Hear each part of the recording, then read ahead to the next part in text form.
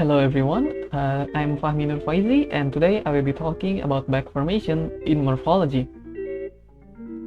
First up, we have the table of contents for this material. The first one, we will be talking about the definition and giving you some additional infos on back formation. The second one, we will be talking about the functions of back formation. The third one, we will be talking about the characteristics. And the fourth and final one, I will give you some examples. Back formation.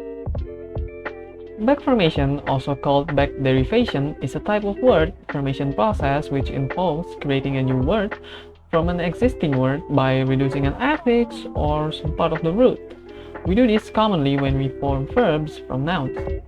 Back formation and clipping are sometimes mistaken as the same thing, right? Well, they both involve removing some parts of a large word to make a shortened word. However, back formation changes a word function or meaning, while clipping does not change the meaning or part of speech of the word. The second one, we have functions. First off is the word formation.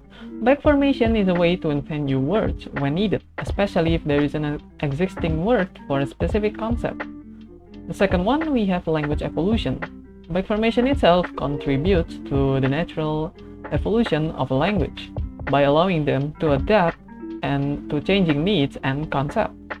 The third one, we have simplification. Back formation can make words shorter and more concise, which can be very beneficial for communication. The fourth one, we have a semantic shift. Back formation can change the meaning of a word, which is useful as new words are developed as time goes on. And the final one, we have creativity. Back formation allows speakers to be creative with the language and come up with innovative ways to express their ideas, which is cool. Third one, we have characteristics. First characteristics is the formation of new words itself.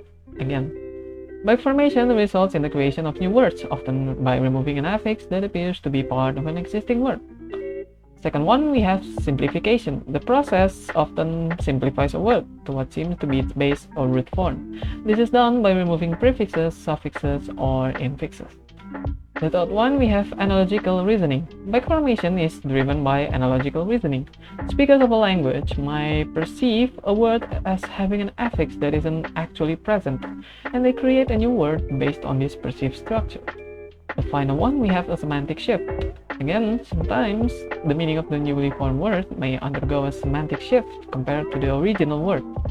This shift itself is often influenced by the removal of the affix. And then finally, we have some examples of back formation. Back formation. First one is Latin nouns ending with ion to verbs. Television, television.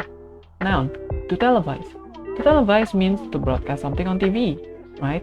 And this is also an example of the new word formation and also the evolution of languages. Before we have television, before television was invented, this word doesn't exist.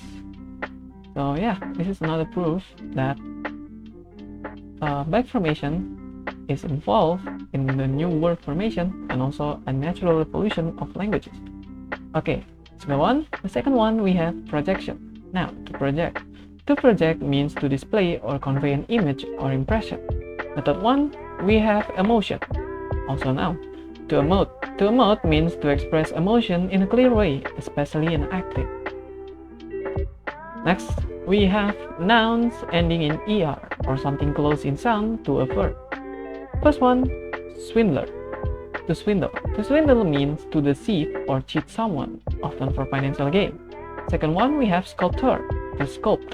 To sculpt means to make art by shaping materials like clay or stone into shapes or figures. The third one, we have editor. To edit. To edit means to make changes to something like a document, video, or text.